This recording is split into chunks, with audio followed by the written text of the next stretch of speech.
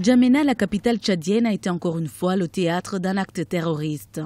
Un kamikaze déguisé en femme et qui portait une burqa s'est fait exploser samedi 11 juillet devant l'entrée du marché central. Bilan, 15 morts et plus de 75 blessés. La population n'arrive pas à écouter la voix du gouvernement et à prendre à son niveau, à s'assurer d'un certain nombre de contrôles. Donc, comme nous, on parle souvent de la solidarité et tout ça, quand quelqu'un vient d'emblée, on ne se méfie pas de lui.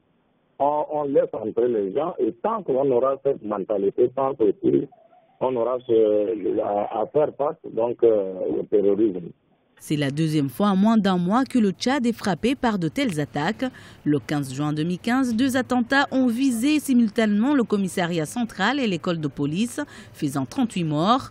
Face à cette menace terroriste, les autorités tchadiennes sont appelées à renforcer encore une fois les mesures de sécurité. Le gouvernement doit davantage renforcer les mesures de contrôle, essayer d'augmenter les aspects techniques de contrôle, c'est-à-dire avec les caméras de surveillance, le contrôle physique, mais le grand travail reste au niveau de la population. Si on veut finir avec le Boko Haram, je crois que la population doit être sensibilisée pour que à n'importe quel point du territoire, les gens prennent conscience du danger et qu'ils se préparent en conséquence à dénoncer tout ce qui est suspect pour permettre aux autorités donc, de prendre les mesures y afférentes. Le groupe terroriste Boko Haram a revendiqué ses attentats suicides de N'Djamena.